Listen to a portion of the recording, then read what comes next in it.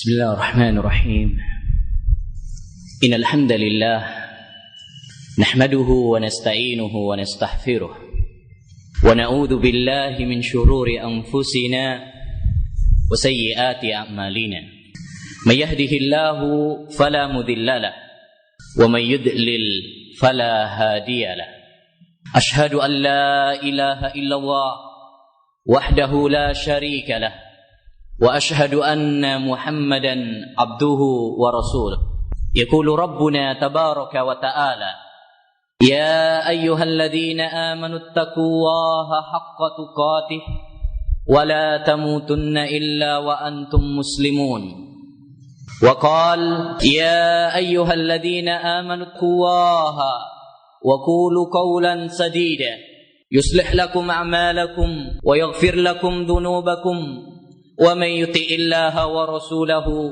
فقد فاز فوزا عظيما أما بعد فإن أصدق الحديث كتاب الله وخير الهدي هدي محمد صلى الله عليه وسلم وشر الأمور محدثاتها وكل محدثة بدعة وكل بدعة ضلالة وكل ضلالة في النار اللهم اشرح لي صدري ويسر لي أمري واحلل عقدة من لساني يفقه قولي أيها الأخوة وأيتها الأخوات rahimani wa rahimakumullah. Pertama-tama marilah kita bersyukur kepada Allah Subhanahu wa taala. Memuji Allah Subhanahu wa taala atas karunia, rahmat dan nikmat yang telah Allah Subhanahu wa taala berikan kepada kita. Wallahi, betapa banyak nikmat Allah Subhanahu wa taala yang Allah berikan kepada kita. Namun sedikit sekali di antara hambanya yang bersyukur kepada Allah Subhanahu wa taala. Rasulullah sallallahu alaihi wasallam bersabda, la yashkuru wa man la yashkurun nas. Tidak bersyukur kepada Allah orang yang tidak berterima kasih kepada manusia. Maka ucapan terima kasih kepada para panitia yang telah mempersiapkan acara ini dengan cukup baik. Ya, demikian juga para ikhwan-ikhwan yang telah menyempatkan waktunya untuk menghadiri majelis ini. Demikian juga para akhwat, ya, kami ucapkan kepada kalian semuanya, jazakumullahu khaira. Semoga Allah Subhanahu wa taala membalas kebaikan antum semuanya, dan semoga Allah Subhanahu wa taala meluruskan niat kita semuanya dalam menuntut ilmu ini. Ayyuhal ikhwah wa ayyatuhal akhwat rahimani wa rahimakumullah. Al-ilmu syar'i, ilmu syar'i adalah ilmu yang sangat penting sekali. Ilmu yang diwajibkan oleh Allah Subhanahu wa taala bagi kita untuk mempelajarinya. Itulah ilmu yang Allah Subhanahu wa taala puji. Itulah ilmu yang Rasulullah sallallahu alaihi wasallam memujinya, yaitu ilmu agama Islam. Ilmu yang berdasarkan Al-Qur'an, ilmu yang berdasarkan hadis Nabi sallallahu alaihi wasallam, ilmu yang berdasarkan pemahaman para sahabat Nabi Muhammad sallallahu alaihi wasallam. Itulah ilmu syar'i. Al-ilmu qala Allahu wa qala rasuluhu wa qala as-sahabatu laysa bit-tamwihi mal ilmu nasbuka lil hilafi safahatan bainar rasuli wa ra'yi fakir. Ya, ilmu adalah ucapan Allah, ucapan Rasulullah, dan apa yang dikatakan oleh para sahabat. Itulah ilmu. Bukanlah ilmu kalau kamu mempertentangkan antara ucapan Allah atau ucapan Rasulullah dengan ucapan manusia. Dan Imam Syafi'i rahimahullah pernah mengatakan dalam diwannya, al-ilmu ma fihi haddasana wa ma siwa dzaka fawaswasu syayatin. Ilmu adalah apa yang di dalamnya terdapat haddatsana, ya, selainnya maka itu adalah waswas syaitan. Jadi ayyuhal ikhwah, ilmu yang dimaksud dalam Al-Qur'an dan dalam hadis Nabi sallallahu alaihi wasallam adalah ilmu syar'i. Ilmu agama yang bersumber dari Al-Qur'an dan dari hadis Nabi sallallahu alaihi wasallam dengan pemahaman para sahabat. Itulah ilmu yang dipuji oleh Allah dan dipuji oleh Rasulullah sallallahu alaihi wasallam. Adapun ilmu-ilmu lainnya, baik itu ilmu dunia seperti arsitek atau kedokteran atau yang lainnya, maka itu bukanlah ilmu yang dimaksud dalam Al-Qur'an dan dimaksud dalam hadis Nabi sallallahu alaihi wasallam. Sekalipun kita tidak mengingkarinya, karena itu bersifat boleh-boleh saja, yang hukumnya tergantung kepada tujuannya. Kalau seorang mempelajarinya dengan tujuan ibadah kepada Allah Subhanahu wa taala, maka akan menjadi baik. Ya, dan menjadi berpahala, menjadi ibadah. Dan apabila itu tujuannya adalah jelek, maka itu kembali kepada dosa. Dan apabila tidak ada niat, maka itu hukumnya boleh-boleh saja. Hal yang menunjukkan bahwa ilmu yang dimaksud dalam Al-Quran dan dalam hadis adalah ilmu syar'i, ilmu agama. Firman Allah Subhanahu wa taala dalam surat Ar-Rum.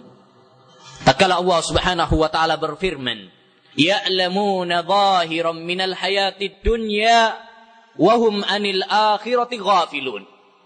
Mereka mengetahui secara detail urusan-urusan dunia, tetapi tentang urusan-urusan akhirat mereka lalai. Berkata Al-Imam Al-Hasanul Basri rahimahullahu ta'ala, "Fawallahi innahu la yablughu min ahadihim annahu yuqallibu ad-dirhama bidhufurihi fayuhbiruka biwaznihi wa la yuhsinu yusalli." Demi Allah, kata Hasan Al-Basri, sungguh akan ada seorang di antara mereka yang dapat menimbang dirham dengan kukunya, membalik dirham dengan kukunya, lalu mengabarkan kepadamu tentang timbangannya, padahal dia sholat aja nggak becus. Apa maksudnya Imam Hasan Al-Basri ini? Maksudnya adalah akan ada sebagian manusia, bahkan mungkin kebanyakan manusia pada zaman sekarang ini, mereka pandai secara detail urusan-urusan dunia, tetapi masalah akhirat, masalah sholat, yang itu merupakan kewajiban sehari-hari aja, nggak bisa. Dan hal yang menunjukkan juga bahwa ilmu syar'i adalah ilmu yang dimaksud dalam Al-Quran dan hadis, sabda Nabi SAW. Tatkala Nabi SAW bersabda, "Antum a'lamu bi umuri dunyakum." Kalian adalah lebih tahu tentang urusan dunia daripada saya. Seandainya ilmu dunia adalah ilmu yang dimaksud dalam Al-Quran dan hadis, tentu Nabi SAW adalah orang yang paling tahu daripada para sahabat Nabi SAW. Jadi ayyuhal ikhwah, ini poin yang pertama sebelum kita menginjak kepada acara ini, bahwa yang dimaksud dengan ilmu adalah ilmu agama, ilmu syar'i yang dibangun di atas Al-Quran, dibangun di atas hadis, dan dibangun di atas asar para sahabat Nabi SAW. Dan ilmu agama ini banyak sekali keutamaan-keutamaannya. Tidak mungkin bagi saya untuk menyampaikannya dalam kesempatan yang singkat ini. Al-Imam Ibnul Qayyim rahimahullah dalam kitabnya Miftah Daris Sa'adah menyebutkan 200 keutamaan ilmu. Kita akan menyebutkan mungkin 2 atau 3 begitu saja, ya, dari apa yang beliau sebutkan. Di antara keutamaan ilmu syar'i, bahwa ilmu adalah tanda kebaikan. Sebagaimana kata Nabi SAW, "Man yuridillahu bihi khaira yufaqihhu fid-din." Barang siapa yang Allah Subhanahu wa taala kehendaki kebaikan baginya, maka Allah akan fahamkan dia dalam agama. Maka ya ahi wa ya ahwati, ya ikhwani wa ya ahwati, wahai saudara-saudaraku, tatkala Allah Subhanahu wa taala memberikan nikmat kepada kita untuk bisa menimba ilmu agama ini, bisa menghadiri majlis-majlis ilmu seperti ini, maka bersyukurlah kepada Allah Subhanahu wa taala dan jagalah jangan sampai kemudian lepas dari kita. Kenapa?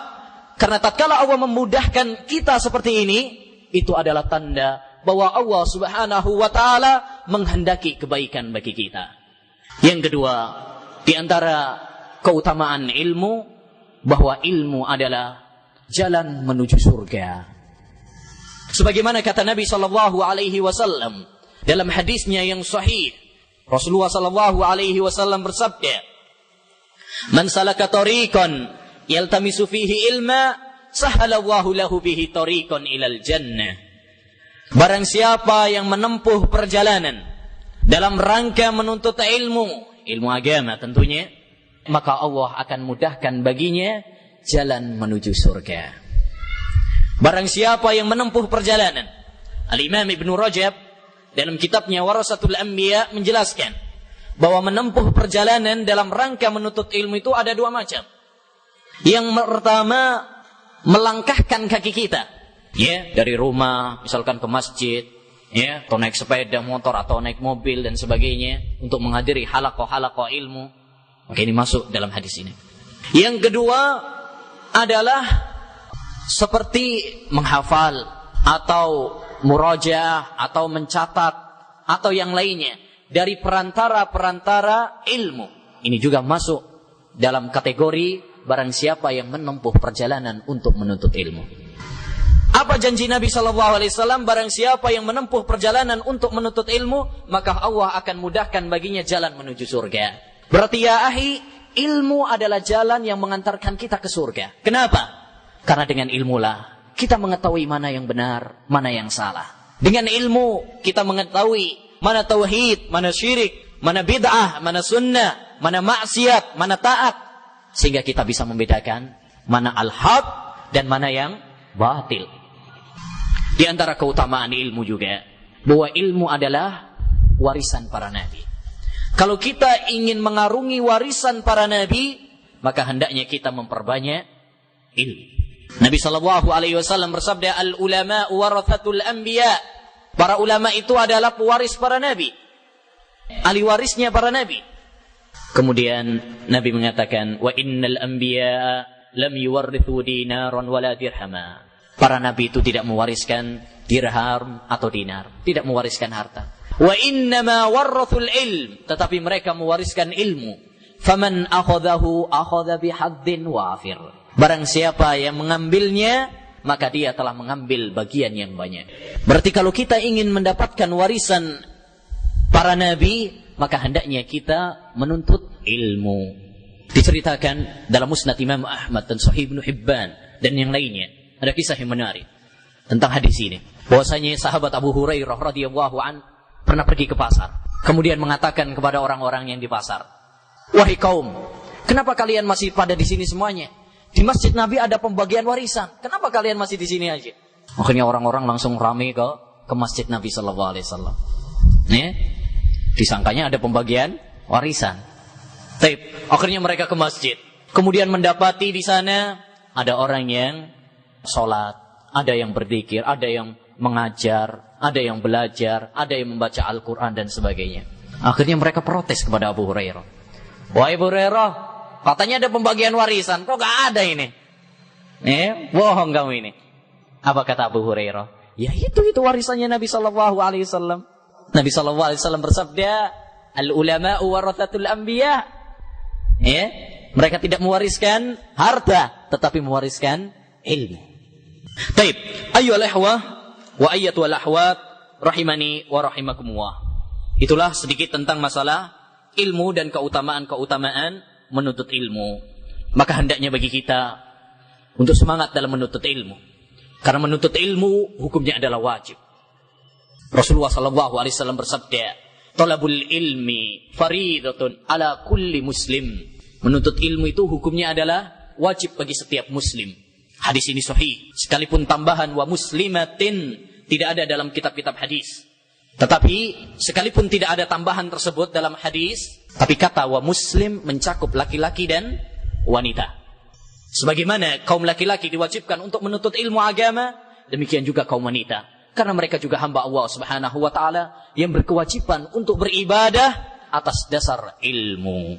Terutama ayyuhal ikhwah, pada zaman kita sekarang ini, tuntutan untuk mendalami ilmu agama lebih ditekankan lagi. Sangat lebih ditekankan. Kenapa? Satu, banyaknya syubhat dan banyaknya syahwat pada zaman kita sekarang ini. Begitu banyak kerancuan-kerancuan dan pemikiran-pemikiran yang sesat dan menyimpang yang bertebaran. Kalau kita tidak membentengi diri kita dengan ilmu, maka kita akan terjerumus di dalamnya tanpa terasa. Adapun apabila kita memiliki ilmu, maka kita bisa membentengi diri kita.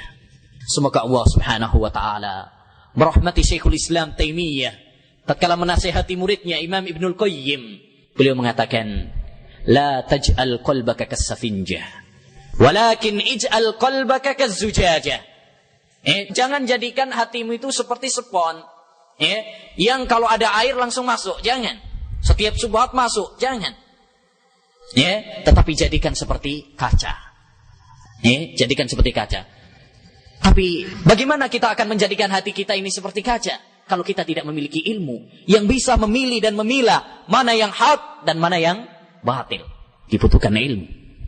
Yang kedua, banyaknya orang-orang pada zaman kita ini yang berfatwa tanpa ilmu.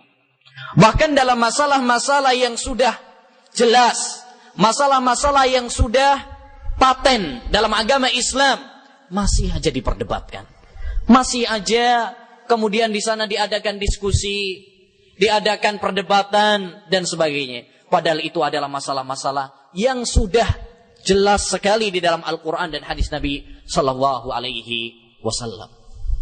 Oleh karenanya, saya menghimbau diri saya pribadi dan kepada para ikhwan dan para akhwat, mari kita bersemangat dalam menuntut ilmu, sebagaimana para ulama dahulu. Menarik sekali apa yang disebutkan oleh Imam Al-Aburri dalam kitabnya Manaqibus Syafi'i. Beliau mengatakan, izdahama ashabul hadis ala Hushaym fatarahuhu an himarihi fakana sababa mautihi. Orang-orang yang belajar hadis berdesak-desakan kepada Hushaym. Hushaym itu adalah seorang ulama ahli hadis. Jadi pada zaman beliau banyak murid-murid yang berdesakan untuk belajar hadis sama Hushaym. Fatarahuhu an himarih. Akhirnya yang murid-murid yang datang karena desakan tadi, akhirnya membuat sang guru terlempar dari himarnya, keledainya. Fakana sababa mautihi. Itulah sebab kematian Hushaym. Moga-moga antum enggak kayak gitulah. Nah, dan yang terpenting ayyuhal ikhwah dalam menuntut ilmu ini adalah pengaturan waktu. Banyak para ikhwan, banyak para akhwat sudah tahu tentang keutamaan ilmu. Mereka beralasan, aduh afwan sibuk ini, nggak bisa datang. Maka saya ingatkan, atur waktu sebaik mungkin. Bagaimana kita bisa tetap belajar. Alhamdulillah sekarang banyak wasilah-wasilah.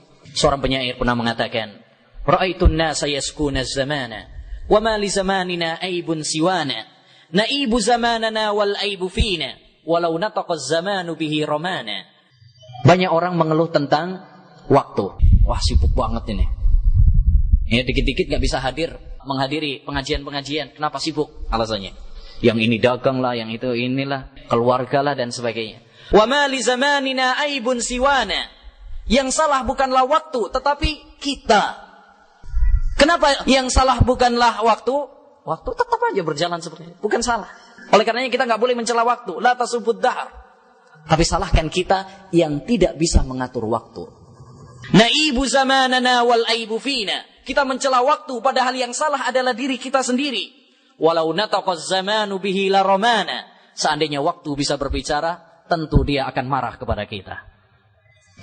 Sayangnya nggak bisa bicara aja.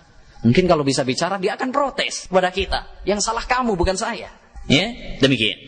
Baik, ini ayyuhal ikhwah pembukaan dari kita. Sekarang kita akan memasuki tentang bedah buku.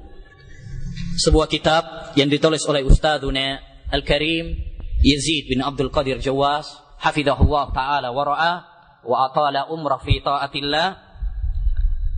Buku yang berjudul Adab dan Akhlak Penuntut Ilmu. Buku ini sangat penting sekali karena berisi tentang masalah adab dan akhlak yang hendaknya bagi para penuntut ilmu menghiasi dirinya. Dan masalah akhlak ayyuhal ikhwah adalah masalah yang sangat penting sekali. Rasulullah sallallahu alaihi wasallam bersabda, "Innama bu'istu liutammima makarimal akhlak." Saya diutus untuk menyempurnakan akhlak yang mulia. Dan Nabi sallallahu alaihi wasallam bersabda, "Inna min ahabbikum ilayya wa aqrabikum minni majlisan yaumal qiyamah ahasinakum akhlaqa." Sesungguhnya orang yang paling saya cintai di antara kalian, orang yang paling dekat tempat duduknya besok pada hari kiamat dengan saya, yaitu orang yang paling baik akhlaknya. Jadi masalah akhlak, masalah yang sangat penting. Jangan diremehkan. Sebagian orang meremehkan masalah akhlak. Enggak. Yang penting kan akidahnya. Akhlak enggak penting. Salah. Akhlak termasuk bagian Islam. Allah Subhanahu wa taala berfirman, "Ya ayyuhalladzina amanu dukhulu fis-silmi kafah." Wahai orang-orang yang beriman, masuklah dalam agama Islam ini semuanya. Kalau kita ingin mengambil syariat Islam, masuk kepada agama Islam, ambil seluruhnya. Jangan sepotong-potong. Tidaknya aja akhlaknya enggak salah. Oleh karenanya, Syekh Dr. Ibrahim Ar-Ruhaili hafizahullah ta'ala dalam kitabnya An-Nasih Syabab, nasihat untuk para pemuda ahlu sunnah salafiyin, beliau mengatakan, termasuk kesalahan sebagian kalangan adalah menganggap bahwasanya akhlak bukan termasuk manhaj. Manhaj salafi bukan hanya dalam masalah akidah, tapi dalam masalah akhlak juga. Dan ini saya lebih tekankan pada zaman kita sekarang ini, di mana kritikan-kritikan para penentang dakwah salafiyah kepada salafiyin ahli sunnah adalah dalam masalah akhlak. Maka hendaknya bagi kita untuk memperbaiki akhlak-akhlak kita, wahai para penuntut ilmu. Jauh-jauh hari Al-Khatibul Baghdadi rahimahullah dalam kitabnya Al-Jami' li Akhlaqir Rawi wa Adabis Sami', dalam mukaddimahnya beliau mengatakan, hendaknya bagi para penuntut ilmu untuk lebih memperbaiki akhlaknya daripada orang-orang awam biasa. Karena mereka terbiasa sering membaca hadis-hadis Nabi Shallallahu Alaihi Wasallam yang berisi tentang akhlak, yang berisi tentang baiknya akhlak Nabi Shallallahu Alaihi Wasallam. Padahal Allah Subhanahu Wa Taala berfirman, "Laqad kana lakum fi Rasulillah uswatun hasanah." Sungguh pada diri Rasulullah Sallallahu Alaihi Wasallam terdapat suri tauladan yang baik. Rasulullah Sallallahu Alaihi Wasallam bagaimana akhlaknya? Allah mengatakan, wa innaka la'ala khuluqin azim. Sesungguhnya engkau wahai Nabi memiliki akhlak yang indah. Maka hendaknya bagi kita juga untuk meniru Rasulullah. Karena kita biasa membaca hadis-hadis Nabi Sallallahu Alaihi Wasallam. Ahlu sunnah disebut ahlu sunnah karena mereka yang mengikuti sunnah Nabi Sallallahu Alaihi Wasallam. Dan termasuk sunnah Nabi adalah dalam masalah akhlak. Jadi ayyuhal ikhwah, ini sangat penting sekali. Dan perlu saya sampaikan juga bahwa akhlak yang indah, akhlak yang bagus, akhlakul karimah sangat berperan besar untuk penyebaran dakwah salafiyah. Dakwah ini menyebar kebanyakannya adalah dengan akhlak.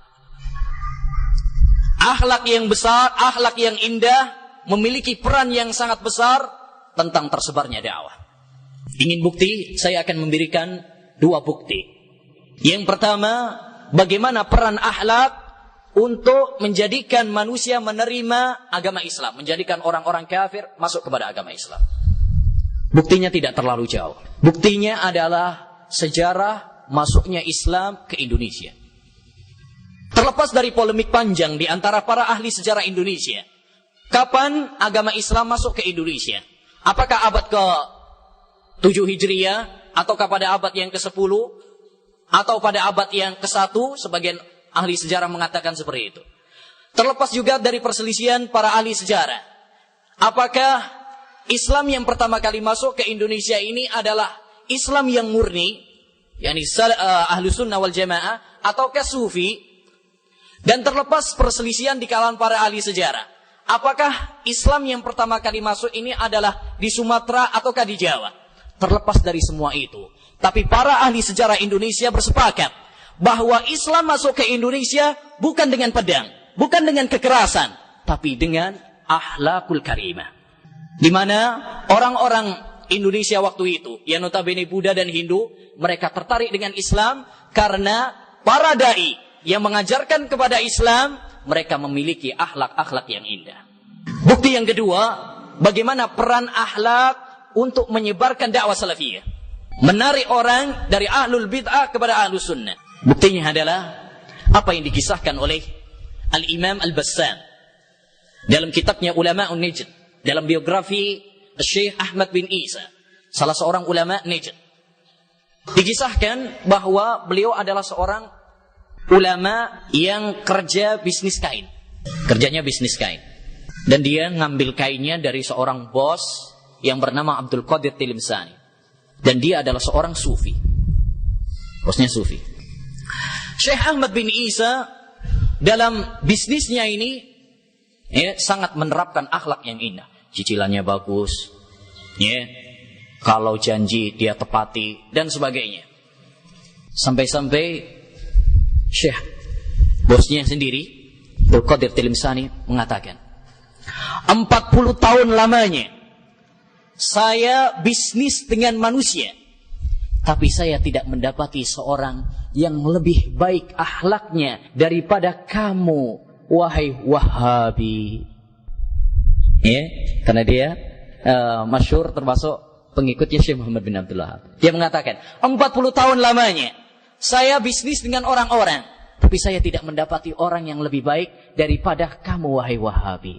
Kayaknya isu-isu yang diisukan oleh orang bahwasanya Wahabi itu nggak cinta Rasul, Wahabi itu nggak mau salawat kepada Nabi, nggak cinta kepada para wali, kayaknya nggak benar itu.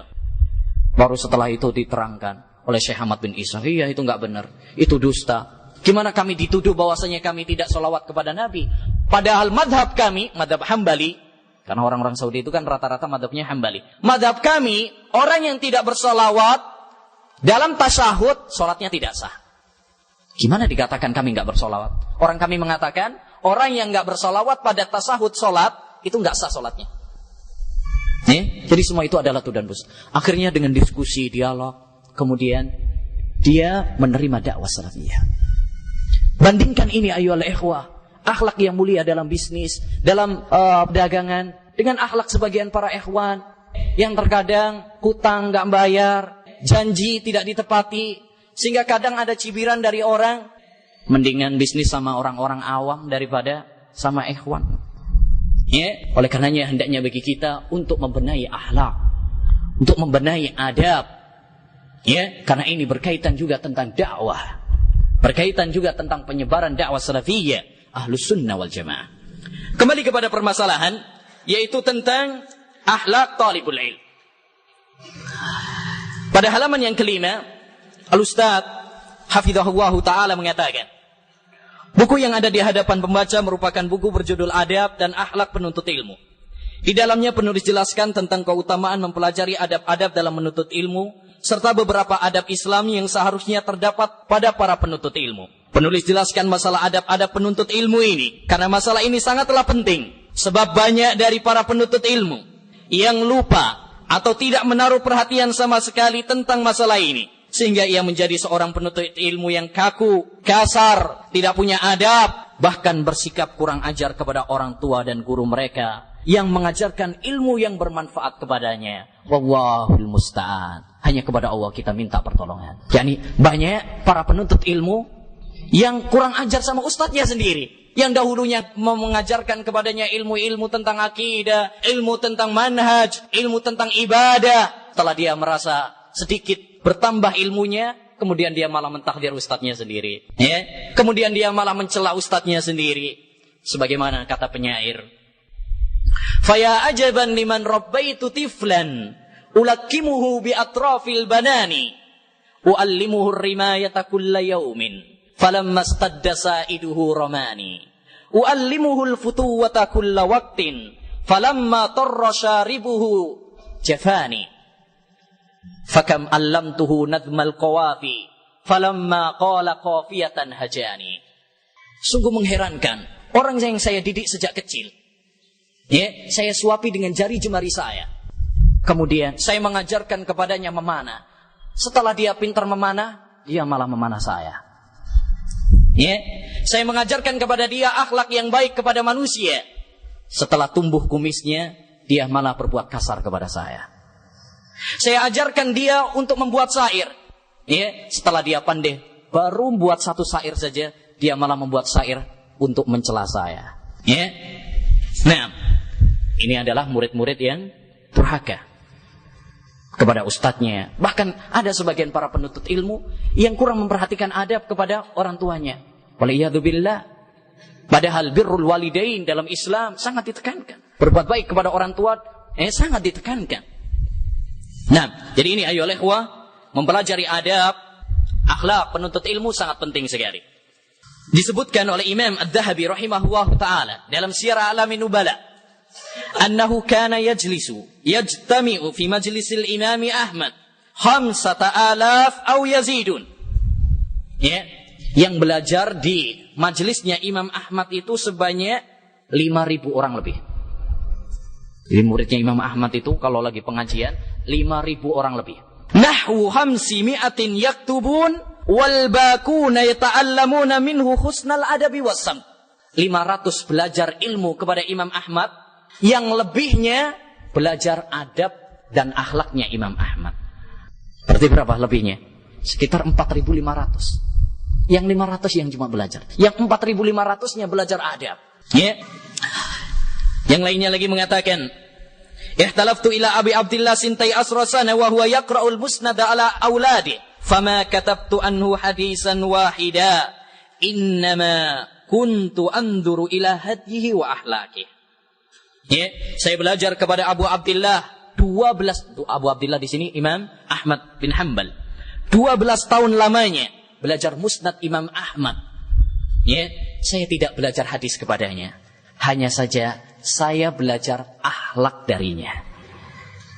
Jadi ya ikhwan, tatkala kita menghadiri majelis-majelisul ilm, bukan hanya belajar ilmu yang disampaikan, tetapi juga belajarlah akhlak dan adab dari para asatidzah yang diakui tentang keilmuan dan akhlaknya. Bukan kepada saya loh ya, tapi kepada para ustadz atau para ustadz yang memang diakui tentang keilmuan dan akhlak-akhlak mereka. Nah, kita masuk ayolah kepada adab-adab seorang penuntut ilmu.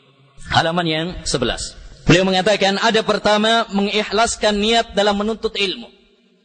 Ya, ini adalah adab yang pertama kali yang harus diperhatikan oleh seorang penuntut ilmu.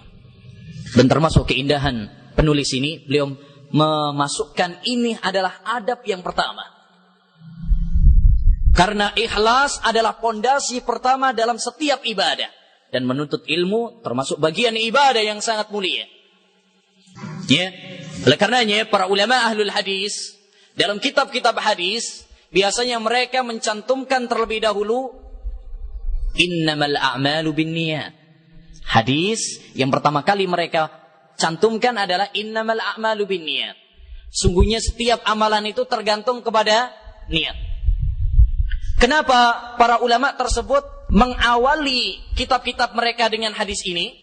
Seperti misalkan kitab Arba'in Nawawi. Itu hadis yang pertama kali adalah innamal a'malu binniyat. Sahih Bukhari, kalau kita buka, hadis yang pertama adalah innamal a'malu binniyat. Kitab Umdatul Ahkam, oleh Al-Maqdisi, hadis yang pertama kali adalah innamal a'malu binniyat. Kenapa para ulama-ulama tersebut mengawali dengan hadis ini? Para ulama mengatakan sebagai pemberitahuan kepada para penuntut ilmu agar sebelum menuntut ilmu ia menata niatnya, meluruskan niatnya. Maka ya akhi, dalam menuntut ilmu mari kita luruskan niat kita, bahwa yang kita cari adalah ridha Allah Subhanahu wa taala, bukan dunia, bukan popularitas, bukan kemasyhuran, bukan gelar-gelar yang memukau, bukan. Tetapi yang kita cari adalah ridha Allah Subhanahu wa ta'ala. Dan hendaknya kita memperhatikan sebuah hadis yang dicantumkan oleh penulis juga, di mana Nabi SAW mengabarkan, inna awalan nasi yuqda yaumal qiyamah salasatun awwalu man tusu'ira bihim ilan nar. 3 golongan yang pertama kali dicampakkan oleh Allah Subhanahu wa ta'ala ke neraka. Yang pertama adalah wa rajulun ta'allamal ilm wa 'allamah wa qara'al Qur'an. Orang yang belajar ilmu, orang yang membaca Al-Qur'an, fa'arafahu ni'amahu fa'arafaha. Allah memperkenalkan nikmat dan dia pun mengakuinya. Qala fama amilta fiyya, apa yang kamu kerjakan dengan nikmatku tersebut? Qala ta'allamtul ilm wa 'allamtuhu wa qara'tu fikal Qur'an. Saya mengajarkannya, saya mengamalkannya. Lalu kata Allah SWT, kadzab, kamu dusta, tapi kamu belajar agar kamu dipanggil adalah orang ulama. Kamu biar dipanggil kiai, biar dipanggil ustadz, biar dipanggil dai besar dan sebagainya. Akhirnya kemudian dia diseret ke neraka. Ikhwanana, ini adalah hadis yang sangat agung sekali, yang memberikan peringatan keras bagi orang-orang yang tidak menata niatnya dalam menuntut ilmu. Dan menata niat dalam menuntut ilmu cukup berat. Dahulu Sufyan As-Sawri rahimahullah mengatakan, ma'alajtu syai'an ashadda min niyati. Tidak ada sesuatu yang paling berat untuk saya perangi daripada meluruskan niatku. Tetapi hendaknya bagi kita untuk berusaha semaksimal mungkin. Mari kita jihad, ya, untuk melawan hawa nafsu. Walladzina jahadu fina lanahdiyannahum subulana. Barang siapa yang bersungguh-sungguh maka akan dimudahkan oleh Allah Subhanahu. Dahulu para ulama mengatakan, talabna al-ilma li ghairillah fa aba an yakuna illa lillah. Pertama kalinya kami menuntut ilmu bukan karena Allah, tetapi Allah enggan kecuali hanya untuk Allah semata. Ini pertamanya para ulama mengakui. Pertamanya dahulu mereka menuntut ilmu hadis itu bukan untuk ikhlas karena Allah Subhanahu wa taala, tapi dengan terus mempelajari, berilmu, kemudian belajar tentang tazkiyatun nufus, pentingnya ikhlas dan sebagainya, akhirnya mereka dapat meluruskan dan membenahi niat mereka. Baik, kalau ada yang pertanyaan, bagaimana caranya biar kita niatnya lurus? Atau bagaimana caranya? Ada beberapa cara agar kita bisa ikhlas dalam menuntut ilmu. Yang pertama, niatkan kita dalam menuntut ilmu ini untuk melaksanakan perintah Allah Subhanahu wa taala. Ini kewajiban. Menuntut ilmu adalah kewajiban. Talabul ilmi faridatun ala kulli muslim. Maka saya harus melaksanakan kewajiban itu. Yang kedua, niatkan dalam menuntut ilmu ini untuk menghilangkan kebodohan diri kita dan kebodohan orang lain. Yang ketiga, niatkan dalam menuntut ilmu ini untuk membela agama Islam. Ya, karena membela agama Islam membutuhkan orang. Kitabnya nggak bisa bicara sendiri. Ya, membutuhkan orang-orang. Maka dibutuhkan. Yang keempat, ya, niatkan dalam menuntut ilmu ini untuk menyebarkan dakwah, menyebarkan syariat. Insya Allah dengan 4 kiat ini kita akan bisa menata niat kita untuk ikhlas kepada Allah Subhanahu wa taala dalam menuntut ilmu. Adab yang kedua, memohon ilmu yang bermanfaat kepada Allah Subhanahu wa taala.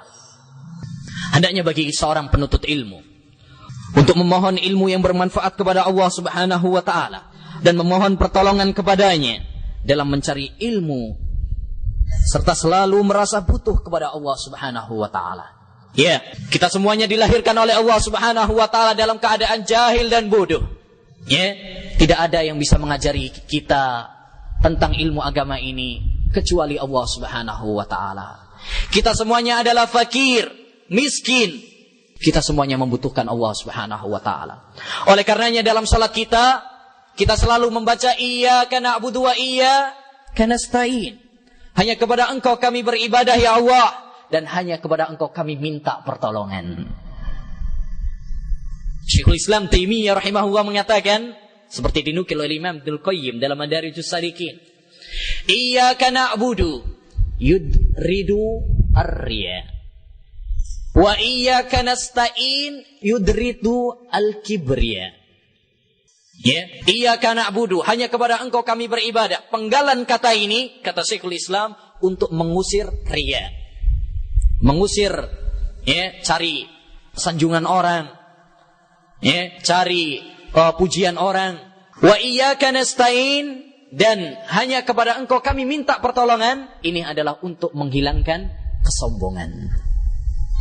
Maka janganlah kita sombong kepada Allah Subhanahu wa taala. Kita semuanya adalah orang-orang yang membutuhkan pertolongan Allah Subhanahu wa taala. Kita adalah makhluk yang lemah. Tidak ada yang bisa memberikan ilmu kepada kita kecuali hanya Allah Subhanahu wa taala. Ya, Allah Subhanahu wa taala memerintahkan kepada nabinya Muhammad sallallahu alaihi wasallam untuk berdoa, Rabbi zidni ilma. Ya Allah, tambahkanlah ilmu kepadaku. Itu Nabi sallallahu alaihi wasallam. Dan Nabi SAW juga mengajarkan kepada kita untuk berdoa, minta kepada Allah Subhanahu wa taala ilmu yang bermanfaat. Allahumma inni as'aluka ilman nafi'a. Ya Allah, saya meminta kepadamu ilmu yang bermanfaat. Ilmu yang bermanfaat adalah ilmu yang membuahkan kita ketakwaan, ilmu yang membuahkan kita untuk takut kepada Allah Subhanahu wa taala. Innama yakhshallaha min ibadihil ulama. Allah Subhanahu wa taala berfirman, sesungguhnya Orang-orang yang takut kepada Allah Subhanahu wa taala adalah orang-orang yang memiliki ilmu. Ya, dan Nabi sallallahu alaihi wasallam bersabda, "Ana a'lamukum billah wa ahsyakum lillah." Saya adalah orang yang berilmu di antara kalian dan saya adalah orang yang paling takut kepada Allah Subhanahu wa taala daripada kalian. Lihatlah bagaimana Nabi sallallahu alaihi wasallam menggandengkan antara ilmu dengan takut. Karena inti dari ilmu adalah bagaimana kita takut kepada Allah Subhanahu wa taala. Oleh karenanya sahabat Abdullah bin Mas'ud mengatakan, "Kafa bi khasyatillahi ilma." Cukuplah dengan takut kepada Allah Subhanahu wa taala sebuah ilmu. Jadi ayo ikhwah, penting sekali bagi kita untuk minta ilmu yang bermanfaat. Ya, yang bisa membuahkan ketakwaan kepada kita, menambahkan keimanan kepada kita kepada Allah Subhanahu wa taala. Kenapa Nabi Shallallahu Alaihi Wasallam menganjurkan kita untuk minta ilmu yang bermanfaat? Karena banyak ilmu-ilmu yang tidak bermanfaat. Ada ilmu filsafat, ilmu pelet, ilmu sihir dan sebagainya. Ilmu-ilmu tidak bermanfaat. Hanya kita hendaknya minta ilmu yang bermanfaat. Dan doa, ayyuhal ikhwah, memiliki peran yang sangat besar di dalam tambahnya ilmu. Ada kisah menarik yang disebutkan oleh Imam Adz-Dzahabi rahimahullah dalam Syiar A'lamin Nubala. Dalam biografi Salim bin Ayyub Ar-Razi. Dia mengatakan, dulunya saya pertama kali belajar ngaji di kampung, Al-Fatihah aja nggak becus. Ketika saya belajar Al-Fatihah kepada ustadz di kampung, ya, ustadznya mengatakan kepada saya, "Apa kamu punya seorang ibu?" Saya jawab, "Iya." "Mintalah kepada ibumu, ya, agar dia berdoa biar kamu pintar baca Al-Quran, agar kamu diberi kepandaian." Akhirnya saya pulang, katanya. Saya pulang, saya sampaikan hal itu kepada ibu saya. Dan ibu saya pun berdoa. Akhirnya saya dewasa. Setelah dewasa, saya berkelana untuk menuntut ilmu. Saya pergi ke Baghdad, saya pergi ke Basra, saya pergi ke Kufah. Dalam rangka menuntut ilmu. Setelah besar, dia balik lagi ke kampungnya. Apa yang dia baca? Bukan lagi Al-Quran. Ya, yang dia baca adalah Mukhtasar Al-Muzani. Fikih Madhab Imam Syafi'i. Kitab gundul. Ya, kitab gundul. Jadi bukan kitab yang berambut lagi. Kalau Al-Quran kan ada harokatnya ya. Ini kitab gundul. Udah kelasnya kelas besar. Ustadz yang dulunya di kampung tadi datang. Kemudian mengatakan, "Kitab apa ini? Kitab kayak gini kok dipelajari? Gimana bacanya ini?" Ya. Kemudian saya mengatakan dalam hati saya, seandainya kamu punya ibu, maka mintalah kepada ibumu untuk mendoakan agar kamu bisa. Ya, mau balas. Tapi dia bilang, saya malu untuk mengatakannya. Nah, yang ketiga, adab ketiga, bersungguh-sungguh dalam menuntut ilmu dan rindu untuk mendapatkannya. Ya, dalam menuntut ilmu dibutuhkan kesungguhan. Karena ilmu bukan hanya dengan mimpi, bukan hanya dengan menghayal, tetapi didapatkan dengan kesungguhan. Rasulullah SAW bersabda, "Innamal ilmu bitta'allum." Ilmu itu didapatkan dengan mempelajari. Bukan dengan tidur, nanti datang sendiri, ilmu laduni. Enggak. Itu ilmunya orang-orang sufi. Haddatsani qalbi an rabbi. Menceritakan hatiku dari Rabbku. Sanadnya lebih tinggi daripada sanadnya ahlul hadis. Nah, ini bukan. Ya. Ilmu itu dengan mempelajari. Oleh karenanya Yahya bin Abi Katsir mengatakan, "La yustata'ul ilmu birahatil jasad." Ilmu itu tidak didapatkan dengan kesenangan, memanjakan badan. Nyantai aja. Nanti ilmunya juga nyantai. Kalau kita ingin mendapatkan ilmu yang banyak, maka butuh kesungguhan, butuh kesabaran. Dan perhatikan kunci yang dibawakan oleh Imam Syafi'i rahimahullahu ta'ala dalam diwannya. Beliau menyebutkan 6 kunci mendapatkan ilmu. "Ahi lan tanalal ilma illa bisittatin. Sa'umbika an tafsiliha bibayani. Dzaka'un wa hirsun wa ijtihadun wa bulghatun wa suhbatu ustadin wa tulu zamani." Wahai saudaraku, engkau tidak akan mendapatkan ilmu melainkan dengan 6 perkara. Akan kukabarkan kepadamu rinciannya dengan jelas. Dzaka'un, kecerdasan. Ya, wa hirsun, kemauan keras. Wajtihadun, ijtihad, sungguh-sungguh. Wa bulghatun, dan perbekalan yang cukup. wa suhbatu ustadin, dibimbing oleh seorang ustad, wa tulu zaman, dan lama waktunya. Ini beberapa kunci untuk mendapatkan ilmu. Yang menarik di sini adalah hirs wa ijtihad, sungguh-sungguh. Oleh karenanya ayyuhal ikhwah, kalau kita lihat bagaimana semangatnya para salafus saleh dalam menuntut ilmu, maka kita akan tidak ada apa-apanya. Benar kata Imam Ibnul Mubarak, la tadhkuranna dzikrana bi dzikrihim, laisa as-sahihu idza masaka al-muqadi. Jangan samakan, jangan setarakan kita dengan mereka, karena enggak ada bandingannya apa-apa. Perhatikan misalkan Jabir bin Abdullah, salah seorang sahabat. Beliau melakukan perjalanan untuk mencari satu hadis dari Madinah ke Syam 2 bulan. Melakukan perjalanan 2 bulan untuk mendapatkan satu hadis. Ya, dia menjual kudanya untuk melakukan perjalanan ke Syam. Setelah mendapatkan satu hadis tersebut, beliau balik. Ya, karena perjalanan dulu nggak sama sekarang. Dulu lama. Lihat para ulama dulu yang melakukan rihlah, perjalanan untuk menuntut ilmu hadis, sehingga dibukukan oleh Imam Al-Khatibul Baghdadi dalam sebuah kitab Ar-Rihlah fi Talabil Hadis. Ya, perjalanan untuk menuntut ilmu hadis. Banyak sekali kisah-kisah para ulama bagaimana mereka melakukan perjalanan menuntut ilmu. Ya. Diceritakan misalkan Al-Imam Syu'bah, ya, dia melakukan perjalanan untuk mengoreksi satu hadis, ya, dari Baghdad. Dia menuju Mekkah. Dari Mekkah menuju Madinah.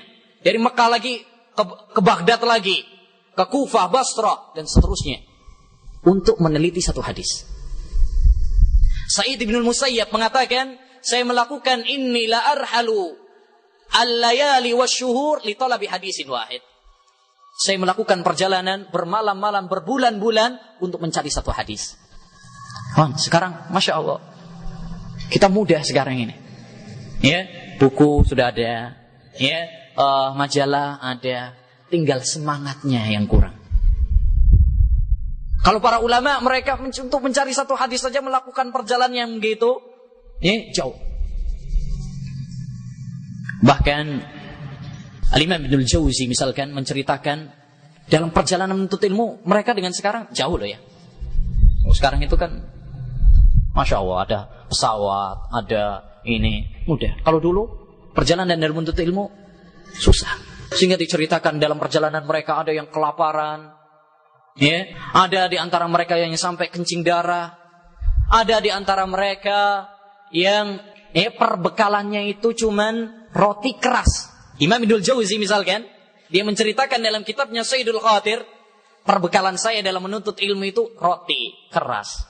Saya nggak bisa makan kecuali cari pantai dulu, cari Telaga Sakinah dulu. Nanti dicelupin di situ, ya, ditunggu sampai agak lembek, baru kemudian dimakan. Subhanallah.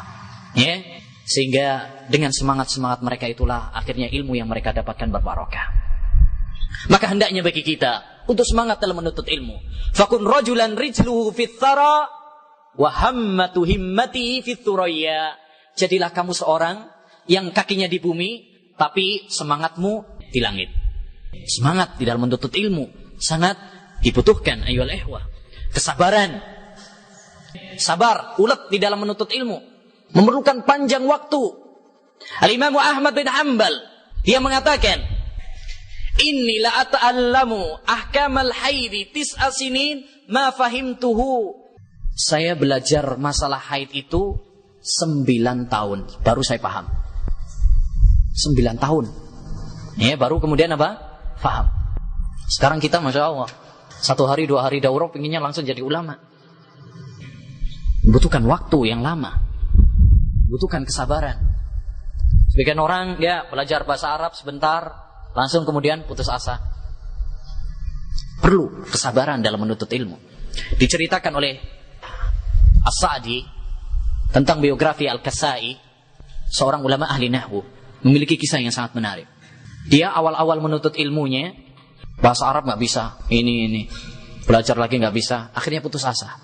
Setelah putus asa, dia ketika duduk-duduk, dia melihat seekor semut. Ada seekor semut naik, turun lagi, jatuh lagi, naik lagi, turun lagi. Akhirnya naik kemudian bisa. Dia kemudian berpikir, ini semut aja apa? Nggak putus asa. Masa saya kalah sama semut? Itu kan kesabaran dalam menuntut ilmu. Saya akan memberikan beberapa kisah menunjukkan kepada kita bagaimana semangatnya para ulama dalam menuntut ilmu. Al-Imam Al-Muzani, murid seniornya Imam Syafi'i, beliau mengatakan, qara'tur risalata 50 marrah fama min marratin illa wastafattu faidatan jadidah. Saya membaca kitab Ar-Risalah. Risalah itu kitab usul fikih yang ditulis oleh Imam Syafi'i. Tebal lumayan segini. Kata beliau, saya membaca kitab Ar-Risalah 50 kali. Tidaklah saya membacanya kecuali setiap kali saya membaca mendapatkan faedah yang baru yang tidak saya dapatkan sebelumnya. Nih, 50 kali. Kita 1 kali aja biasanya malas ngulang. Baik. Al-Imam Abdullah ibn Muhammad qara'a kitab al-Mughni 23 marrah. Ya, Abdullah bin Muhammad, orang ahli fikih dari Irak. Dia membaca kitab Al-Mughni. Tahu Al-Mughni berapa jilid? Al-Mughni kitab fikih madhab Imam Ahmad. 15 jilid. Tebal. Cetakan yang baru. Ya, dia membaca kitab Al-Mughni 23 marrah. 35 kali. 15 jilid. Hatam 35 kali. Kita 1 aja belum tentu hatam. Bahkan mungkin kebanyakan di antara kita lihat kitabnya aja belum. Ya, enggak tahu loh, benar apa enggaknya, wallahu a'lam. Nah, Al-Khur bin Abdurrahman, talabtu i'rab al-Qur'an 45 sana. Saya mencari i'rab Al-Qur'an selama 45 tahun. Belajar i'rabnya Al-Qur'an. Ini dibaca begini, rafa atau nasab atau jer. Ini 45 tahun. Ya. Baik. Al-Imam Abu Wafa Ibnu Aqil Al-Hambali. Al-Imam Ibnu Aqil. Disebutkan oleh Imam Ad-Dhahabi annahu allafa kitab al-funun wa qad balagha 470 mujallada. Beliau menulis sebuah kitab berjudul Al-Funun. Berapa jilid tahu? 470 mujallada. 470 jilid. 470 jilid. Menulis dengan tangannya sebuah karya berjudul Kitab Al-Funun. Berapa jilid? 470. Masya Allah. Kita 1 jilid aja belum ini.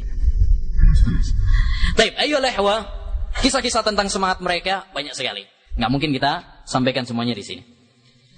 Adab yang keempat, menjauhkan diri dari dosa dan maksiat dengan bertakwa kepada Allah Subhanahu wa taala. Nah, ini penting. Karena takwa itulah yang membuka pintu ilmu. Barang siapa yang bertakwa kepada Allah Subhanahu wa taala, maka Allah akan tambahkan ilmu kepadanya. Allah akan mudahkan ilmu baginya. Perhatikan firman Allah Subhanahu wa taala. Wattaqullah wa yu'allimukumullah. Bertakwalah kepada Allah Subhanahu wa taala, niscaya Allah akan memberikan ilmu kepada kalian. Dan Allah Subhanahu wa taala berfirman, "Ya ayyuhalladzina amanu in tattaqwa yaj'al lakum furqana wa yukaffir ankum sayyi'atikum wa yaghfir lakum." Wahai orang-orang yang beriman, apabila kalian bertakwa kepada Allah, niscaya Allah akan menjadikan kepada kalian furqan.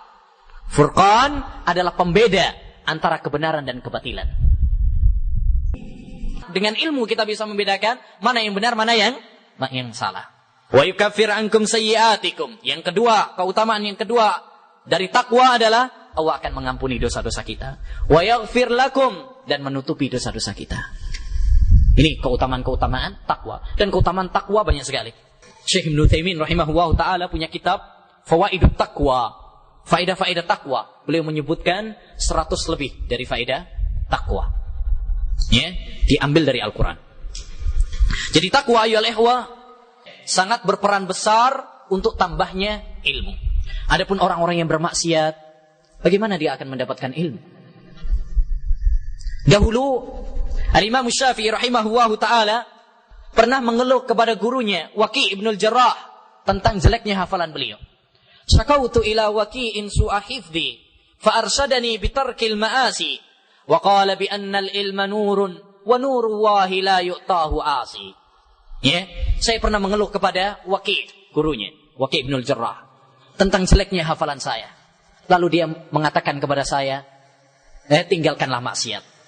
Karena ilmu itu adalah cahaya, dan cahaya Allah Subhanahu wa taala tidak diberikan kepada orang-orang yang bermaksiat kepadanya. Ya. Dan berkata Ad-Dhahhak, "Ma ta'allama ahadun Qur'an fanasiyahu illa li dzambin." Tidaklah ada seseorang yang mempelajari Al-Qur'an kemudian dia lupa kecuali disebabkan karena dosa dan maksiat. Summa qara'a, kemudian beliau membacakan, "Wa ma asabakum min musibatin fabima kasabat aydikum." Ya. Tidaklah menimpa kepada kalian suatu musibah kecuali karena dosa-dosa perbuatan kalian. Wa ayyu musibatin a'dhamu min nisyanil Qur'an. Musibah apa yang lebih besar daripada lupanya dari hafalan Al-Qur'an? Jadi ayyuhal ikhwah, maksiat itu memiliki peran yang sangat besar tentang kerusakan ilmu kita. Ya. Terutama masalah hafalan Quran. Orang punya hafalan Quran, kemudian maksiat. Ya. Udah cepat lupa itu. Beda sama nyanyian loh ya. Kalau nyanyian itu enggak di murojaah pun biasanya tetap ingat. Tapi kalau Al-Quran, walaupun sudah di murojaah, walaupun sudah diulang-ulang, ya, biasanya tetap aja apa? Cepat lupa. Ya, setan mengganggu kita semuanya. Baik. Adab yang kelima, tidak boleh sombong dan tidak boleh malu dalam menuntut ilmu. Kenapa tidak boleh sombong dan tidak boleh malu? Karena sombong dan malu dalam menuntut ilmu dapat menghalangi kita dari menuntut ilmu. Ya, dia merasa pintar, malas saya sudah bisa kok. Akhirnya nggak belajar. Atau orang yang memiliki malu, malu masa ketemu sama orang-orang yang kayak gitu misalkan. Akhirnya malu, tidak mendapatkan ilmu. Makanya termasuk adab, tidak boleh sombong, tidak boleh malu dalam menuntut ilmu. Sebagian orang malu, saya sudah tua, masa bareng sama anak-anak muda. Ya tambah enak kan, awet muda. Harusnya kan gitu ya. Nah, tapi sebagian orang enggak, malu masa saya campur sama anak-anak muda. Musa alaihi salam, Nabiullah Musa alaihi salam. Bukankah Allah memerintahkan kepadanya untuk melakukan perjalanan kepada Nabi Khidir alaihi salam? Padahal beliau sudah diangkat menjadi nabi. Dan biasanya kalau sudah diangkat menjadi nabi, umurnya lebih dari 40 tahun. Jadi usia tidak menghalangi seorang untuk menuntut ilmu. Tidak boleh malu. Ya, Aisyah mengatakan, "Ni'man nisa'u nisa'ul ansar, lam yamna'hunna haya'uhunna an yatafaqqahna fid din." Sebaik-baik wanita adalah wanita Ansar. Mereka tidak malu untuk bertanya tentang masalah-masalah agama. Hanya banyak para wanita datang kepada Nabi. Kadang pertanyaan-pertanyaan yang urusan dalam negeri gitu ya. Urusan ranjang, urusan pernikahan, urusan ditanyakan kepada Nabi SAW. Urusan darah, kebiasaan ditanyakan. Mereka nggak malu. Kenapa? Karena ini berkaitan tentang agama. Sebagian wanita sekarang kan terbalik. Kalau mau masalah-masalah begitu, malu kalau tanya. Ya. Tapi kalau soal bicara misalkan artis ini begini, bintang film ini begini, nomor 1 itu. Ya, terbalik wanita-wanita, kebanyakan wanita, ya, kecuali yang dirahmati oleh Allah Subhanahu wa taala. Ya, kalau soal-soal yang lain, Masya Allah, pintar ngomong. Kalau buruan tentang masalah agama, malu. Kan terbalik. Ya, dan pada kesempatan ini saya ingatkan bahwa wanita lebih membutuhkan untuk menuntut ilmu daripada kaum wanita, daripada kaum pria.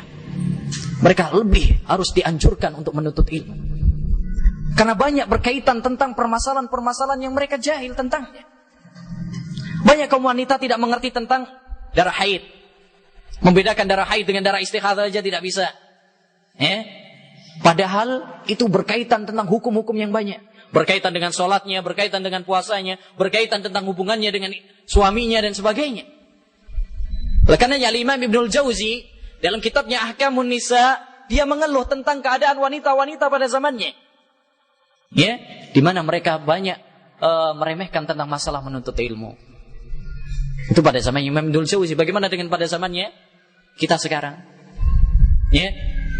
Semoga Allah Subhanahu wa taala merahmati Al-Mutanabbi tatkala mengatakan, "Lau anna an-nisaa kaman faqatna, lafuddilatin nisaa'u 'ala ar-rijali, wa matta'nisu lismi syamsi aibun, walat tadhkiru fahrun lil hilali." Ya. Beliau mengatakan seandainya wanita-wanita sekarang ini seperti wanita-wanita dulu, wanita-wanita pada zaman Nabi dan para sahabat, maka niscaya mereka akan lebih unggul daripada kaum laki-laki.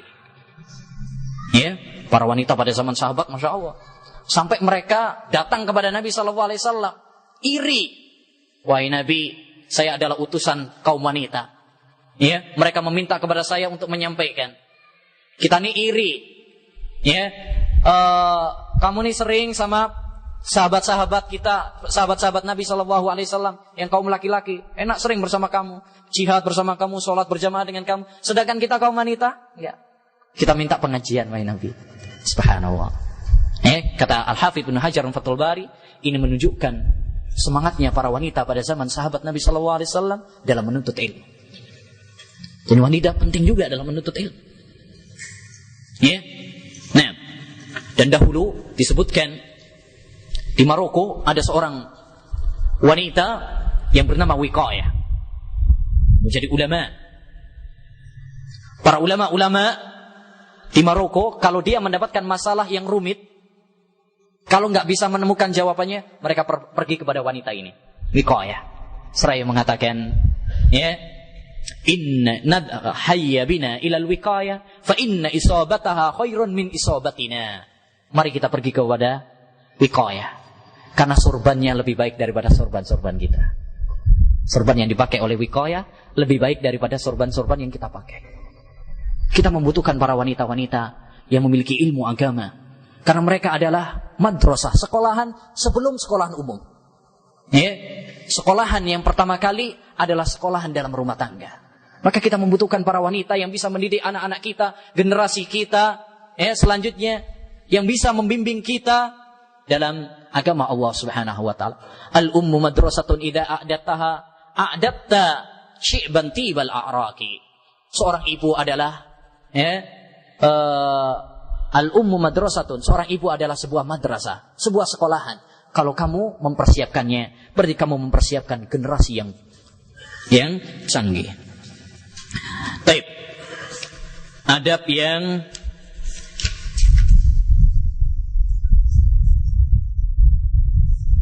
ke-6. Kita singkat, kita ganti. Adab yang ke-6 adalah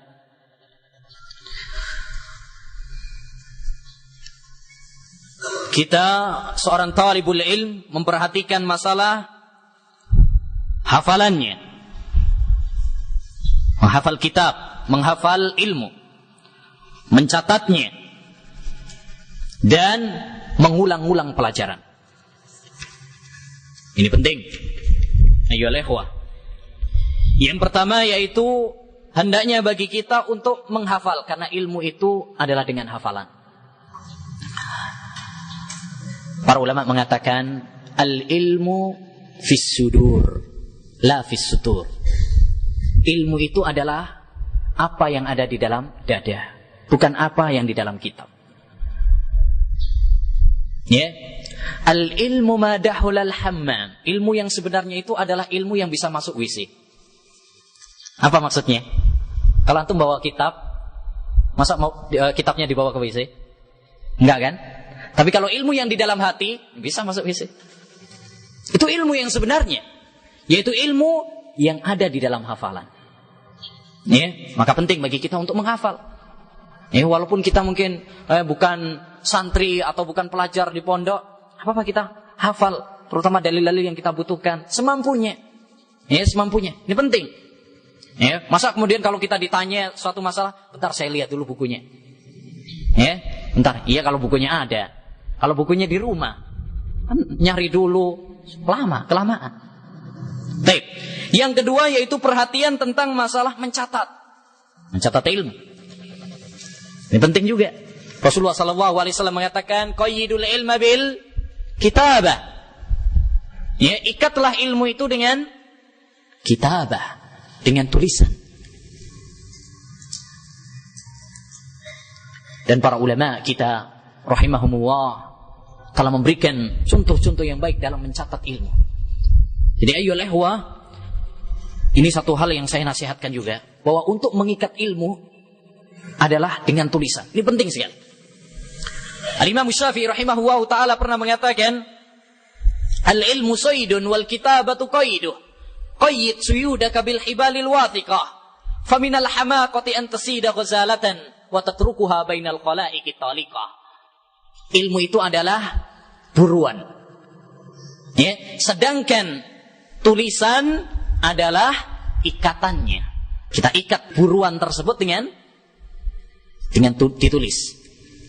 Faminal hamaqati an tasida ghazalatan. Termasuk kebodohan. Kalau kamu sudah dapat buruan, dan capek-capek berburu, sudah dapat, wa tatrukuha bainal khalaiqi taliqah. Lalu kemudian kamu biarkan lepas begitu saja.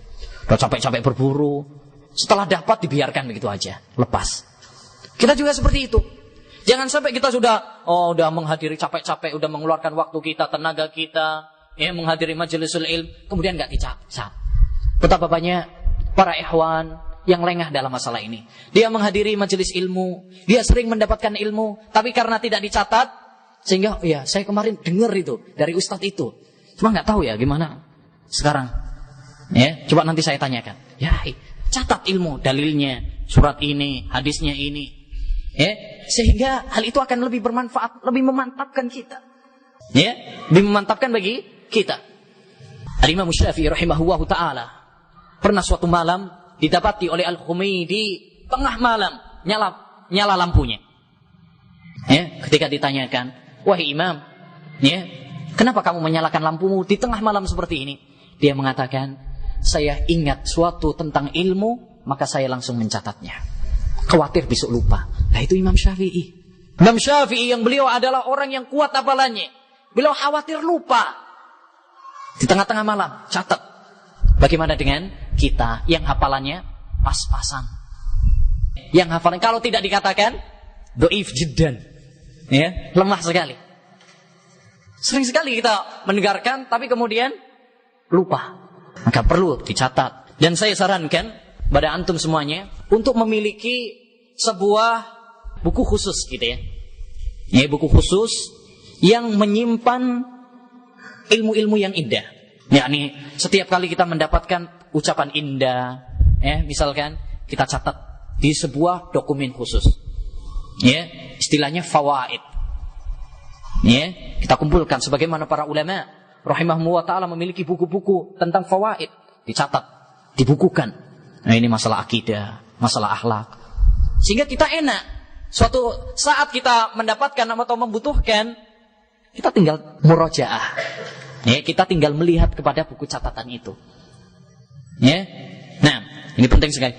Lebih-lebih tatkala usia kita lanjut usia. Usia kita semakin tua, maka sangat dibutuhkan kepada ikatan. Baik. Demikian juga yang ketiga yaitu mengulang. Nah, murojaah. Ini penting. Karena ilmu kalau tidak dimurojaah hilang. Makanya kita perlu murojaah. Kalau itu catatan kita baca ulang. Atau kalau itu adalah ilmu yang perlu kita didiskusikan dengan teman-temannya, dengan kawan-kawannya, dengan ikhwan atau dengan akhwat, sesama akhwat. Didiskusikan. Itu akan menambah kuatnya ilmu. Akan menambah kuatnya ilmu. Dahulu para ulama apabila mereka bertemu, maka mereka murojaah. Diceritakan bahwa Imam Ahmad pernah murojaah dengan Imam Ahmad bin Saleh. Ahmad bin Saleh sama Ahmad bin Hanbal pernah murojaah. Suatu malam 100 hadis, tidak ada yang salah kecuali satu hadis. Dengan hafalan. Tes. Satu ini, sama dengan hadis saya. Sampai 100 hadis tidak ada yang salah kecuali satu. Dan diceritakan juga bahwasanya para ulama ada yang sampai murojaah mulai isya sampai subuh. Murojaah hafalan dengan temannya, diskusi. Maka perlu, ayolah. Karena sebagaimana Kata Imam Al-Bukhari rahimahullah, ya, hafalan kita itu kan apa? Pas-pasan. Kalau kita tidak mengulang-ulang, hilang. Apa obatnya penyakit ini? Yaitu dengan mengulang-ulang. Obat lupa itu adalah dengan mengulang-ulang. Ditanyakan kepada Imam Al-Bukhari, ma dawa'un nisyan? Apa obatnya lupa? Beliau mengatakan idmanun nadhar. Sering melihat, sering muraja. Dan yang menarik sekali, apa yang diceritakan oleh Imam Ibnul Jauzi dalam kitabnya Al-Hassu ala Hifdil Kitab, bahwa Imam Al-Hasan pernah suatu saat beliau itu kalau ceramah diulang-ulang, materinya diulang-ulang, sehingga ada suatu saat nenek-nenek protes, Pak Ustadz, kok ceramahnya itu aja, aku udah hafal. Sampai seperti itu. Baik. Akhirnya tolong diulangi. Nenek itu bisa, memang dihafal. Baik. Dibiarkan sampai 1 bulan. Setelah 1 bulan, dia mengatakan, Nek, tolong diulangi yang kemarin itu, yang 1 bulan yang lalu. Dia mengatakan, kalau sekarang Pak Ustadz ya nggak bisa, udah lupa. Akhirnya kata sang alim, saya sering mengulang-ulang itu biar tidak menimpa saya apa yang menimpa nenek. Kayak begini jadinya nih kalau meremehkan, tidak mengulang-ulang. Nah, kemudian kita loncat kepada adab yang ke-11. Mengamalkan ilmu syar'i yang telah dipelajari. Ini penting. Karena buah dari menuntut ilmu adalah mengamalkan. Buah dari menuntut ilmu adalah mengamalkannya, ayolah ikhwah. Tidak ada faedahnya kita menuntut ilmu kalau kita tidak mengamalkannya. Ilmu adalah wasilah, untuk suatu tujuan. Dan tujuan itu adalah amal, ibadah kepada Allah Subhanahu wa taala. Kalau ada seorang penuntut ilmu yang mereka menuntut ilmu hanya sekedar untuk memperbanyak ilmu, tetapi tidak diamalkan, maka ilmunya tidak berbarokah. Ilmu yang tidak ada faedahnya, ilmu yang tidak bermanfaat baginya. Oleh karenanya Rasulullah sallallahu Subhanahu wa taala mencela orang-orang yang memiliki ilmu tapi tidak mengamalkannya. Ya ayyuhalladzina amanu, lima taquluna ma la taf'alun? Wahai orang-orang yang beriman, kenapa kalian melakukan apa yang tidak kalian katakan? Atau mengatakan apa yang tidak kalian kerjakan. Ada sebagian orang, Masya Allah, pintar. Atau juga sebagian kita, ayolah, banyak para penuntut ilmu yang Masya Allah, alhamdulillah, mereka memiliki ilmu, sering menghadiri pengajian, tapi kurang mempraktekkan. Di sini yang perlu kita sempurnakan. Ilmu harus diamalkan. Tidak ada faedahnya sebuah ilmu kalau tidak diamalkan. Ilmu kita akan ditanya oleh Allah Subhanahu wa taala, apa yang kita amalkan dengannya. Rasulullah sallallahu alaihi wasallam bersabda, "La tazulu qadama 'abdin yaumal qiyamah hatta yus'ala an umrih." Tidak akan bergeser 2 kaki seorang hamba besok pada hari kiamat sehingga dia akan ditanya tentang umurnya, untuk apa dia habiskan. Wa an ilmihi fima fa'al, dan tentang ilmunya, dengan apa dia kerjakan. Diamalkan enggak ilmunya tersebut? Kita akan diminta oleh Allah Subhanahu wa taala. Katanya. Dan berkata Imam Ibnu Abi Layla, seorang ulama tabi'in, "Adraktu isrina wa mi'a min ashabi Rasulillah." Saya mendapatkan 120 sahabat Nabi sallallahu alaihi wasallam. Mereka itu kalau ditanya tentang suatu masalah, maka melemparkan kepada temannya yang lain. Kalau lagi duduk bersama gitu, lalu ada pertanyaan, dia nggak ingin menjawab. Silakan, antum yang jawab juga. Nanti yang itu juga silakan, muter sampai kembali kepada yang pertama lagi sampai. Itu waroknya, kehati-hatiannya para ulama di dalam memberikan fatwa. Mereka khawatir. Dan ini ayyuhal ikhwah sangat penting sekali. Ini mari kita membiasakan untuk kalau kita ditanya tentang masalah-masalah yang tidak kita tahu, katakan saya tidak tahu. Dan ini perlu jihad. Orang kan kadang malu gitu ya. Apalagi misalkan ustaz, malu. Orang banyak yang hadir banyak, malu masa ditanya kok bilangnya nggak tahu ini. Nanti dibilang ustadznya nggak persiapan atau ustaz. Kadang setan membisikkan seperti itu. Tapi ini perlu kita tepis, perlu kita jihad untuk melawannya. Karena dengan membiasakan diri untuk mengatakan la adri memiliki banyak faedah. Yang pertama, ini adalah melaksanakan kewajiban. Kewajiban kita kalau kita tidak ditanya tentang suatu masalah dan kita tidak tahu, mengatakan wallahu a'lam, saya tidak tahu. Yang kedua, dengan kita mengatakan tidak tahu, maka kita akan mendapatkan ilmu. Baik kita sendiri atau orang lain yang akan menemukan jawabannya. Yakni kalau ada misalkan seorang ustadz mengatakan ditanya tentang suatu masalah, lalu dia mengatakan saya tidak tahu. Maka dengan jawaban dia tidak tahu ini, dia akan mencari jawabannya. Iya, nanti saya akan cari insya Allah jawabannya. Tadi kitab atau tanyakan kepada ulama. Atau mungkin di antara para hadirin ada yang tahu, sehingga dia menyampaikannya kepada ustaz, sehingga dia mendapatkan ilmu, tambahan ilmu. Baik, yang ketiga, ya, orang yang mengatakan tentang suatu masalah yang tidak dia ketahui, maka ini menunjukkan bahwa dia adalah orang yang terpercaya. Karena dia tidak mau berbicara tentang agama kecuali apa yang dia tahu. Kalau setiap orang berbicara, setiap ditanya, ya, mampu menjawab, ini seharusnya malah diragukan. Ngawur ini kayaknya orang ini. Masa nggak ada yang nggak tahu semuanya? Ya, makanya Ibnu Abbas dan Ibnu Mas'ud pernah mengatakan, man ajaba likulli ma yus'al fa huwa majnun. Siapa yang menjawab terhadap pertanyaan yang diajukan kepadanya, setiap pertanyaan dijawab sama dia, maka dia adalah orang yang majnun, gila. Ya, orang yang gila. Yang keempat, faedahnya adalah untuk mengajari murid-muridnya, untuk mengajari para jamaahnya. Ya, yakni kita ajarkan kepada murid-murid, seorang murid itu terpengaruh dengan ustaz. Kalau ustaz mengajarkan, kalau dia tidak tahu menjawab wallahu a'lam, atau saya tidak tahu, atau saya pelajari dulu, ini akan mempengaruhi nanti pendidikan kepada murid-muridnya. Adapun kalau seorang ustaz mengajarkan, misalkan setiap pertanyaan dijawab sama dia, nanti muridnya kayak gitu juga. Kemudian yang ketiga, ya, al-kibr, sombong. Ya, sombong ini adalah suatu yang harus dijauhi oleh seorang penuntut ilmu. Rasulullah SAW mengatakan tentang definisi sombong. Al-kibru batarul haq wa ghamtun nas. Sombong itu adalah menolak kebenaran dan meremehkan manusia. Gengsi. Masa saya belajar sama orang yang lebih muda dari saya? Masa saya hadir di masjid pengajian tersebut dan sebagainya? Dia gengsi. Ini sombong dari kebenaran. Dia tahu bahwasanya kebenaran adalah ada pada si fulan, tapi dia mengingkarinya. Inilah kesombongan, meremehkan manusia.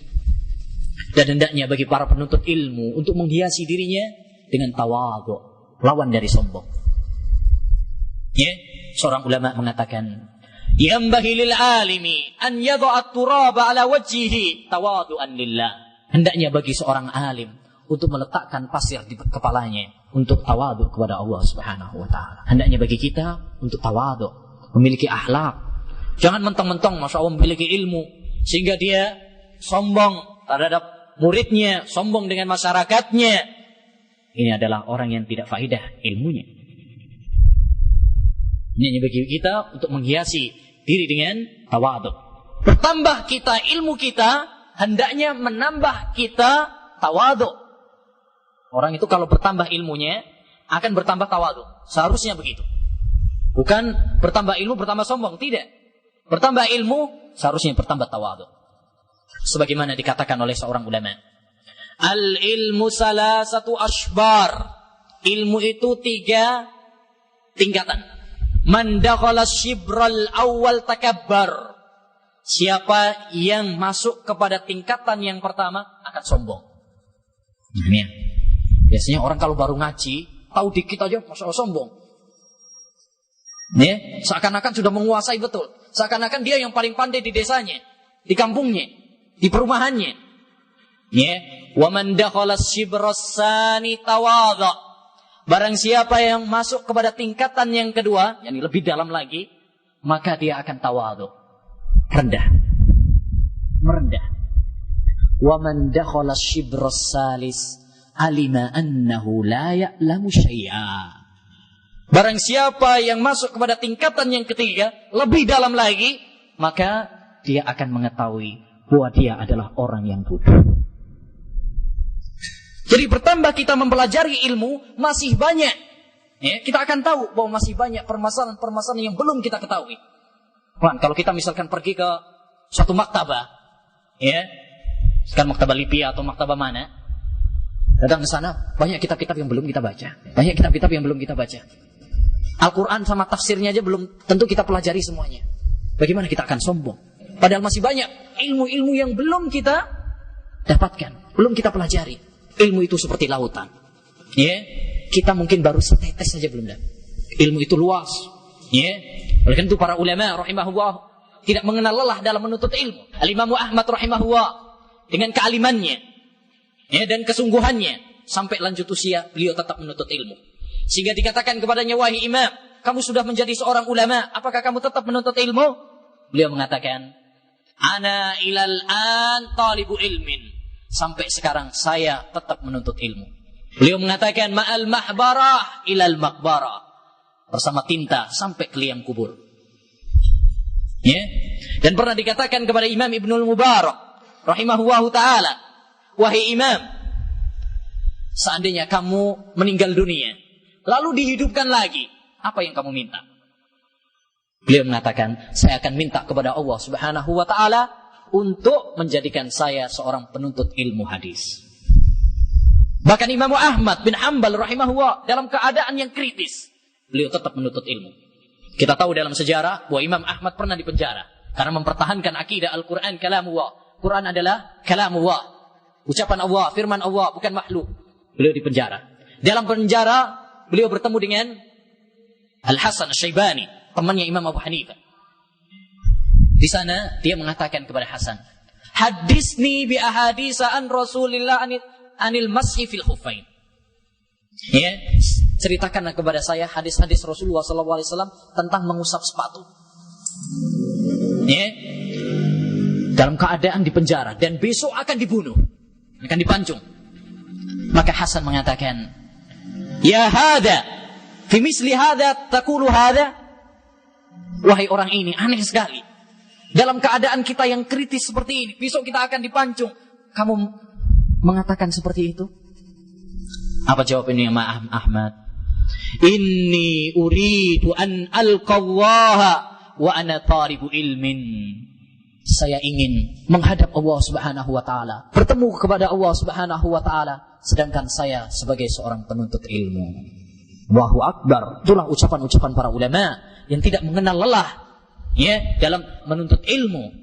Ya, karena ilmu ayyuhal ikhwah merupakan kewajiban sampai Allah Subhanahu wa taala mewafatkan kita semuanya. Baik, yang keenam, buruk sangka. Buruk sangka ini juga termasuk perangai yang sangat jelek, yang harus kita hindari, yang harus kita jauhi. Allah Subhanahu wa taala mengatakan, ya ayyuhalladzina amanu ijtanibu katsiran minadh-dhann inna ba'dadh-dhanni ism wa la tajassasu wa la yaghtab ba'dukum ba'dha.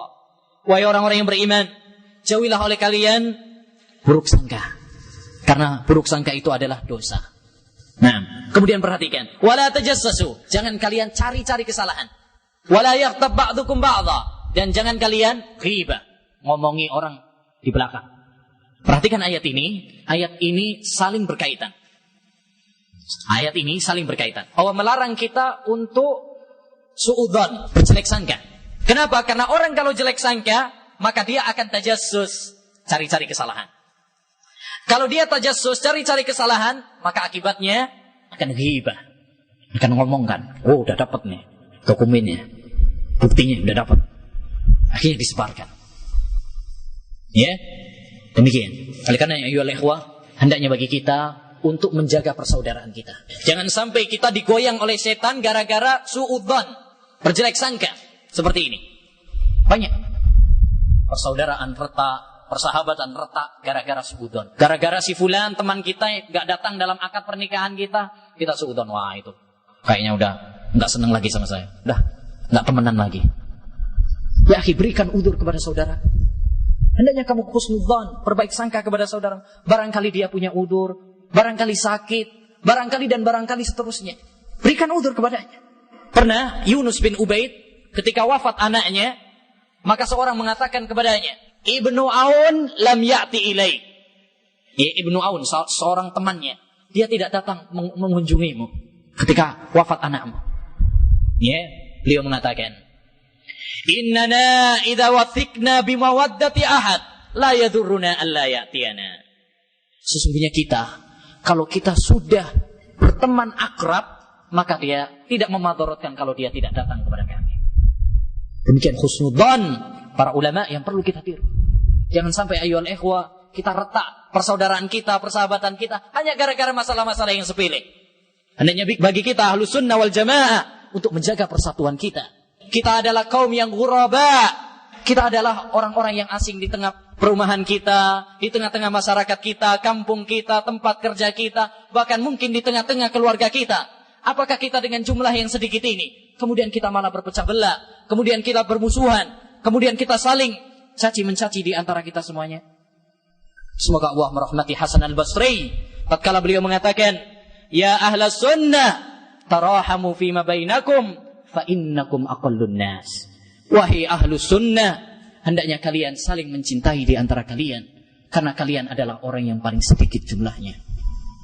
Dan semoga Allah merahmati Sufyan as-Tsauri tatkala mengatakan, Istausu bi ahli sunnati khaira, fa innahum ghuraba. Hendaknya kalian berwasiat yang baik kepada ahlu sunnah, karena mereka adalah orang-orang yang sedikit jumlahnya. Mereka adalah orang-orang yang asing. Naam, hendaknya bagi kita untuk menjaga persaudaraan kita. Hendaknya kita menjaga persahabatan di antara kita. Demikian ayyuhal ikhwah rahimani wa rahimakumullah, apa yang dapat kita sampaikan pada sesi yang pertama ini. Mudah-mudahan apa yang telah kita sampaikan ini bermanfaat bagi diri saya pribadi khususnya, dan kepada ikhwan dan akhwat ya semuanya. Sallallahu wasallam ala nabiyina Muhammad wa ala alihi wa sahbihi ajma'in.